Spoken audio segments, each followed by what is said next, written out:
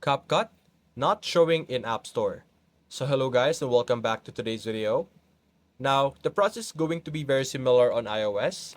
So first things first, go to your settings over here, and what you're going to look for is your VPN settings. All devices has a VPN setting, even on iOS. So ensure that your VPN setting on your iOS is disabled. Now try restarting your device and accessing it. The VPN could block or change your region without your permission, or actually change your permission and unknowingly be located in a place that CapCut is not allowed or not available. Aside from that, also try and searching for region over here and change your region. Change it to a different area, let's say United States or Europe. Change it in an area that you know that has CapCut and try to restart your device once again and try accessing and locating CapCut app in your app store.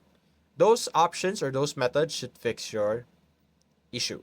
So that's basically it guys. If you enjoyed this video, leave a like and subscribe. Thanks for watching.